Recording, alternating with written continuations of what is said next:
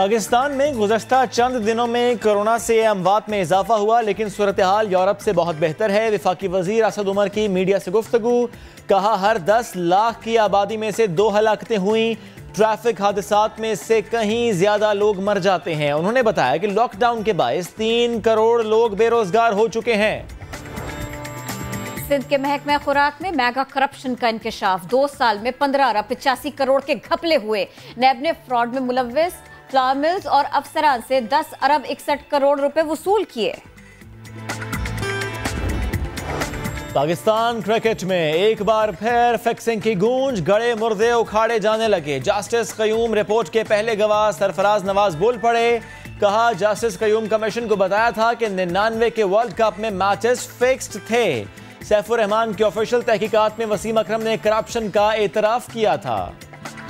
وسیم اکرم کو تو دیکھیں، سیف الرحمان کا جو ایک کمیشن بنا تھا اس میں واضح رپورٹ موجود ہے جس میں وسیم اکرم نے مانا ہے بیونڈ مین اس کے ایسٹس ہیں۔ میں کہوں گا کہ وسیم اکرم کو اگر بیان کر دیا جاتا اس وقت تو یہ حالات مختلف ہیں۔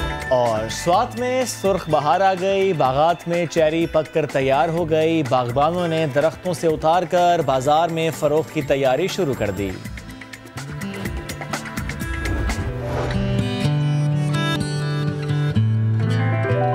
یہ اب بات صرف کوئی حکومت کے محصولات کی نہیں ہو رہی، ہم 2 کروڑ انسانوں کی بات کر رہے ہیں اور ان کی انسانی زندگی کے اوپر اثر کی بات کر رہے ہیں۔ اسی طریقے سے پائیڈ نے ہی جو کیلکولیشن کی بے روزگاری کے اوپر کہ روزگار میں کتنا اثر پڑا ہے، تو وہ کہتے ہیں کہ زیادہ سے زیادہ یہ حد جو ہے تقریباً 1 کروڑ 80 لاکھ تک پہنچ سکتی ہے۔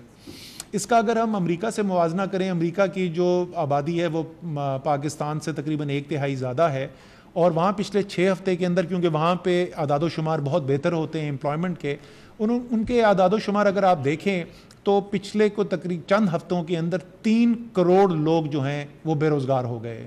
تو پاکستان میں اس لیے یہ پائٹ کی جو کیلکولیشن ہے کہ ہو سکتا ہے کہ 1 کروڑ 80 لاکھ تک بے روزگاری ہو، یہ اتنی غلط نہیں نظر آتی۔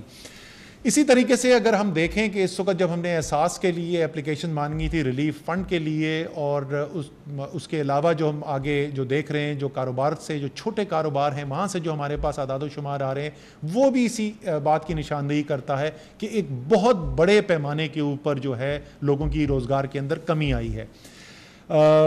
ایک اندازہ یہ ہے، یہ SDPI ایک اور ریسرچ انسٹیٹیوشن ہے، ان کی اعداد و شمار کے مطابق تقریباً 10 لاکھ چھوٹے ادارے ایسے ہیں جو مکمل جو ہیں ہمیشہ کے لیے بند ہو جائیں، یعنی یہ صرف 1 ماہ یا 1.5 ماہ کا مسئلہ نہیں ہے، وہ ہمیشہ کے لیے شاید بند ہو جائیں۔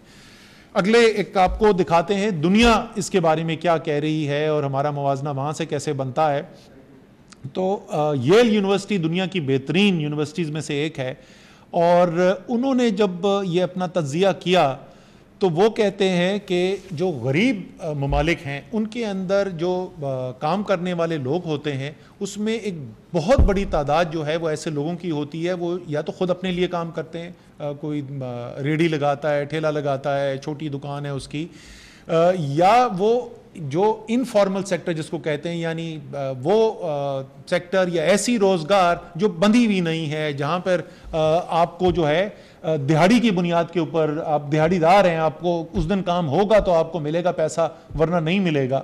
اور اسی کے ساتھ ساتھ جو ریاستی جو سماجی سیفٹی نیٹس جو ہیں وہ کمزور ہیں، تو ان کی کمبینیشن جو ہے، انہوں نے کہا کہ میں اس کے الفاظ اگر یہاں پہ پڑھوں انگریزی کے، پھر میں ترجمہ کرتا ہوں، the cost imposed by social and economic distancing may be large in terms of immediate deprivation and hunger، یعنی بھوک اور افلاس سے بہت بڑی بھاری قیمت معاشرے کو اور معاشرے کے اندر رہنے والے غریب نہیں صرف بلکہ سفید پوش اور متوسط طبقے کے لوگوں کو بھی دینی پڑتی ہے۔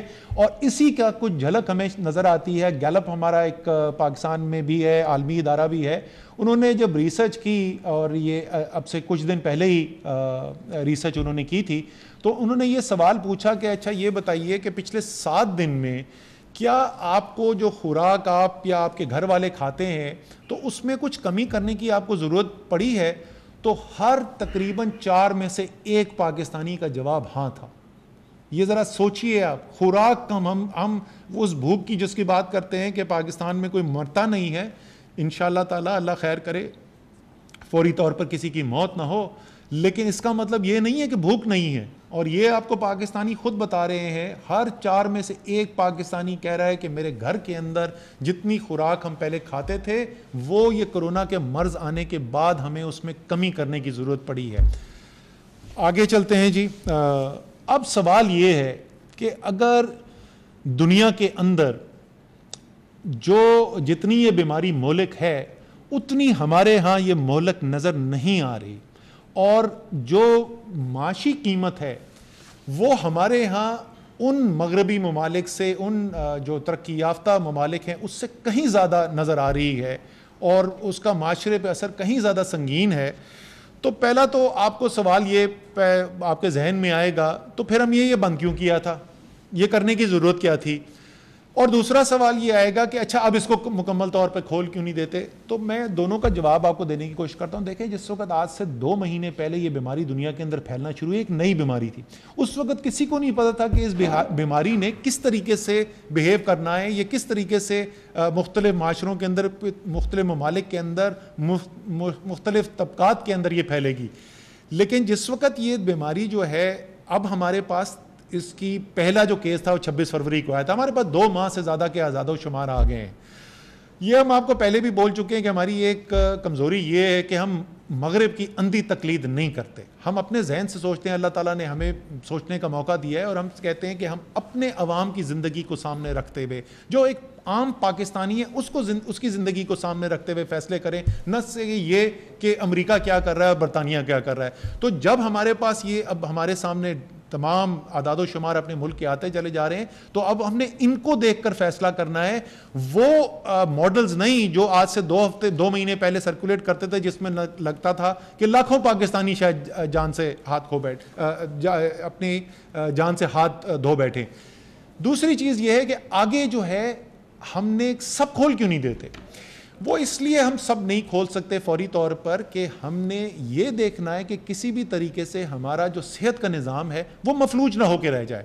اور اس کے اندر جس طرح میں نے سلائیڈ کے اوپر بھی یہ لکھا ہے کہ یہ بائنڈنگ کنسٹرینٹ کیا ہے، وہ کیا حتمی بندش ہے جس کی بنیاد کو، جس کو سامنے رکھ کے ہم یہ فیصلے کرتے ہیں کہ اچھا آگے مزید بندش میں کمی کی جائے یا نہیں کی جائے صحت کے نظام کے لحاظ سے. تو 2 جو ہیں وہ سب سے زیادہ جو اہم اس کے اندر چیزیں ہیں. آئی سی یو کے اندر، انٹینسو کیئر یونٹ کے اندر ہمارے پاس بیڈز کتنے ہیں، کیپیسٹی کتنی موجود ہے، اور دوسری وینٹیلیٹرز کتنے ہیں.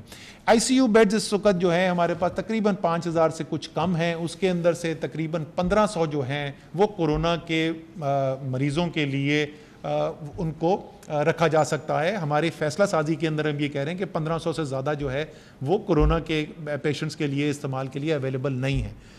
آج کی یوٹیلائزیشن کیا ہے؟ 132 مریض. تو اس 1500 میں سے 132 ہیں. اسی طریقے سے وینٹیلیٹرز جو ہیں ملک کے اندر وہ بھی تقریباً 5000 کے قریب ہیں، لیکن ہم نے اس میں سے کہا ہے کہ 1400 جو ہیں وہ اویلیبل ہیں کرونا کے مرض کے جو مریض آئیں گے ان کے لیے.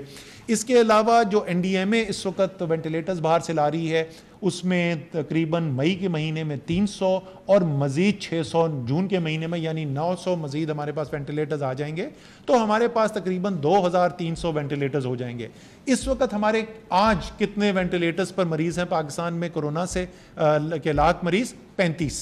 یہ نمبر جو ہے وہ 40 50 60 کے درمیان رہا ہے پچھلے 2-3 ہفتے سے. میرے خیال میں سب سے زیادہ جو پہنچا تھا تو 60 کے اندر پہنچا تھا.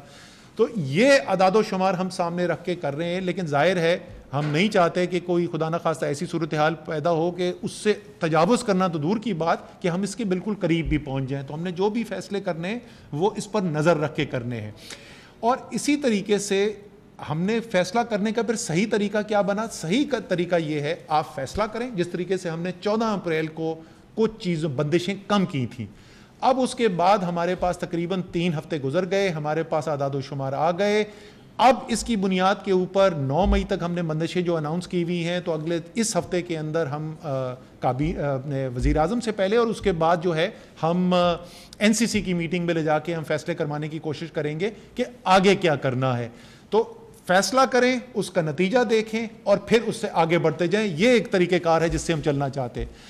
یہ کرنے کے بعد بھی کیا چیزیں ہیں جو ہمیں کرتے رہنا چاہیے؟